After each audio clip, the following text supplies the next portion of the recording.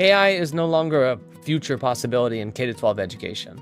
It's already showing up in lesson planning, student feedback, grading, tutoring, data analysis, even school policy discussions. For teachers, the question is not, will AI enter the classroom? It already has. The better question is, which AI trends actually matter for teaching and learning, and which are just hype? In this video, we'll look at 7 major AI trends for K-12 education in 2026, and what they mean for teachers, students, and schools. For a long time, AI in education sounded like something schools would deal with later, but that has changed. Teachers are already using AI to save time, create materials, support feedback, and understand student progress. At the same time, schools are asking important questions about accuracy, privacy, fairness, academic integrity, and teacher control. So the future of AI in education is not only about new technology. It's about using that technology responsibly in ways that actually help teachers and students. The first major trend is that AI grading is becoming more practical for everyday classrooms. Teachers have always spent a huge amount of time grading essays, worksheets, quizzes, exams, projects, and other written responses. In 2026, AI grading is becoming more useful because it's no longer only about giving a quick score. The better tools can work with rubrics, draft personalized feedback, identify patterns in student responses, and give teachers a strong starting point. But this is important. AI grading should not mean fully automated grading. The teacher should still review the score, adjust the feedback, and decide what is returned to students.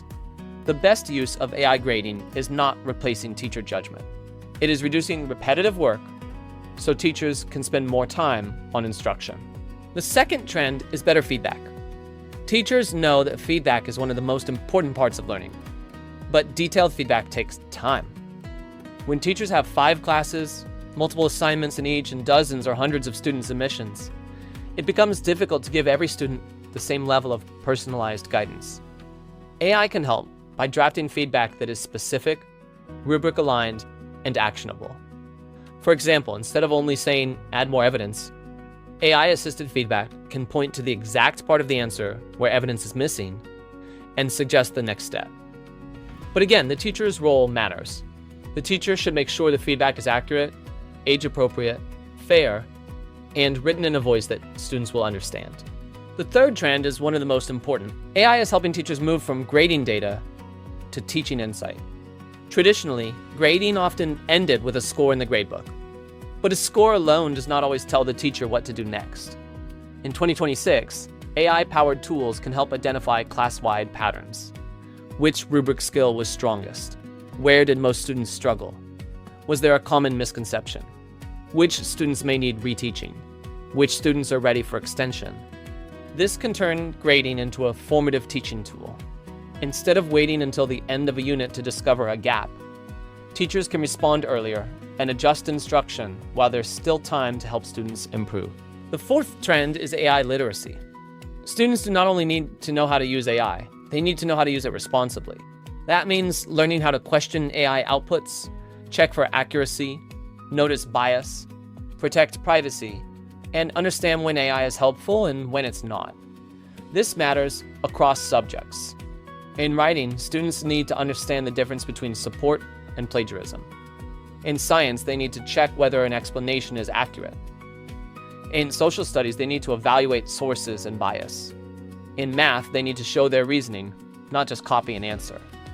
AI literacy is becoming part of digital literacy, and teachers will play a major role in helping students build those habits. The fifth trend is personalized learning.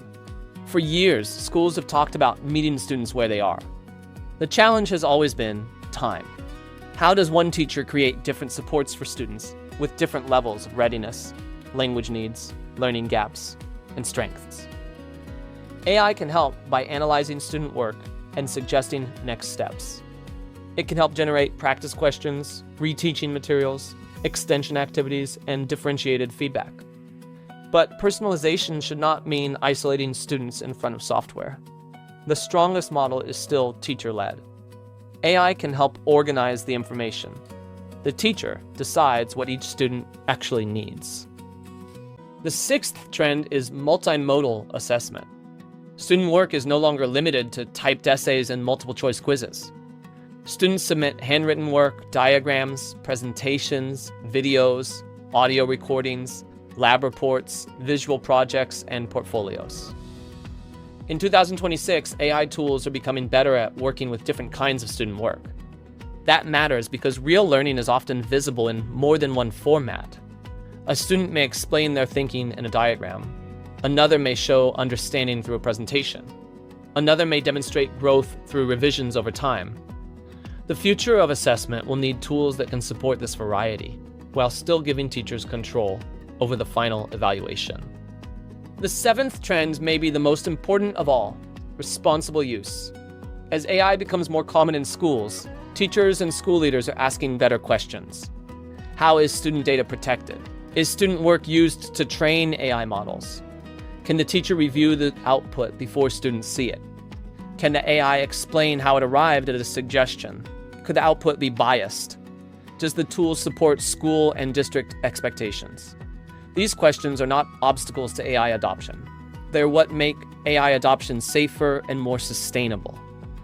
The future of AI education should not be built around automation alone. It should be built around trust, transparency, privacy, fairness, and human oversight. So what does all this mean for teachers? It means AI is becoming part of the teaching workflow. But teachers do not need to use every AI tool. And they do not need to become technology experts overnight. The goal is to start with areas where AI can genuinely reduce workload and improve learning. For many teachers, that starts with grading and feedback. For others, it may start with lesson planning, differentiated practice, or classroom data analysis. The key is to choose tools that fit real classroom needs. Tools that save time, tools that protect students, tools that support better feedback, and tools that keep the teacher in control. This is GradingPal. Within GradingPal, you can set up a new assignment, either in an instant or a guided mode. I'm going to show you instant right now. Here I can upload or type in my assignment details. I'm going to upload from my device because I already have it saved in my Google Drive. There you can see the AP US History DBQ prompt. I could also upload an AP US History rubric, but here I'm going to add a quick descriptor of what I need the AI to do to help me create a high quality rubric. Now I'm going to upload the student work. There are also ways that you can get the students to upload their own work or connect via Google Classroom. In the advanced options, you can drop in some handouts if you need. We definitely need that for this document-based question.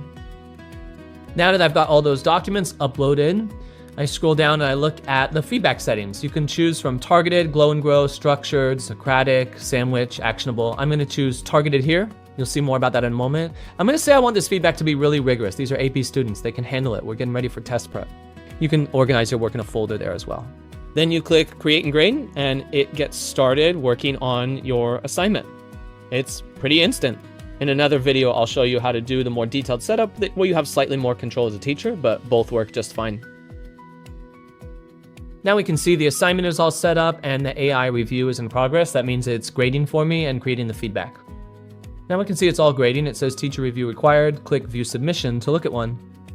So here I can see the overall scoring. If I scroll down, I could see the students' work and the rubric levels. If I click in there to expand, are clearly visible. If I scroll down even more, I could see all of the rubric criterion, but I'm going to stick with this first one right now. I want to show you about AI-generated reasoning and evidence for the scores. You're seeing as I'm clicking around, toggling along here, I'm getting explanations about why the students scored the way they did, and it highlights portions of the student text that prove it. That makes it incredibly efficient to review these first draft scores, right? We want the AI to do as much work as possible, but the teacher stays in control. If you want to edit a score, you can toggle down. After clicking edit, you can toggle on these rubric criterion bars, or you can type in manually to edit the score. Reviewing the feedback is pretty similar. I see the feedback loaded there on the right-hand side. I can scroll through the overall feedback, and then I can click on the targeted feedback comments. Remember, we chose that style, and you can see that it highlights off to the left specific portions of the student text that need some feedback. I can also edit it, right? I clicked into edit. I was looking at this, and there's a turn of phrase in the AI writing that I don't think will communicate with my students. So what I do here is I get the point. I agree with AI's point, and I type in something there about context, historical context, and I link it to the broader point that AI is trying to make that will help the student improve their work. So far I've just showed you reviewing one student, but I can click through the carousel up there at the top. Now I'm on the second student's work. Wow, they got a much lower score. I got to take some time to see what that's all about. But in this case, I want to show you I can mark as reviewed. And then once I've marked as reviewed, I can return the submission. Here it's prompting me to include the student's email because I've just set up this class, but you would have your students already registered either through GradingPal or Google Classroom. Once you've reviewed, approved, and returned all the grades, you can look on the Analytics tab. In the Analytics tab, you see the data up at the top, like a class mean and the range. You see an overall performance summary, the score distribution. You see each criterion there, the score that kids got on each rubric row. And then in the area of top strengths and weaknesses, we can see some evidence about what the top weakness they've identified means. You can see the list of students that have that weakness. Same thing for the strengths. Then I can look at all the students' scores in a table, which can help me spot important trends. And finally, I can click on recommendations, and then I'll get some instructional insight. You can see here that there's whole class and sometimes small group reteaching ideas, and there's materials that are created or ready to create using AI. There's a prompt there that will give you a highly detailed lesson plan. As you can see from this demo, I've shown you that the goal is not to replace the teacher. The goal is to reduce repetitive grading work. So here we can see we're getting better, more consistent scoring than we could probably do on our own by the time we get to the 50th student essay. Same thing with the feedback. There's more detailed, high quality, targeted feedback than we can do on our own. It's just not humanly possible. But the goal is not to replace the teacher. You review it and you have more time to sit down with the student and use it. Lastly, we can see how this helps teachers turn student work into meaningful instructional insight. The point is that AI should make teaching more manageable. It's not meant to replace us, and it should help teachers spend more time on the work that matters most. And now we have resources that are ready for exactly what our students need to work on. Before using any AI tool in your classroom, ask a few practical questions. Does it save meaningful teacher time? Does it support rubrics and clear criteria? Can the teacher review and edit the output? Does it improve feedback quality? Does it protect student data? Does it help guide instruction? And most importantly, does it keep the teacher in control? Those are the questions that separate useful classroom AI from AI that simply adds more noise. AI will continue to change K-12 education, but the best future is not one where teachers are removed from the process. It's one where teachers are better supported. Less time for repetitive work, more time for feedback, planning, partnerships, and better instruction. That's the future AI should help create. If you want to see how AI-assisted grading can support your classroom while keeping you in control, visit gradingpal.com. And if you found this video helpful, subscribe for more practical videos on AI grading, feedback, assessment, and responsible AI for education.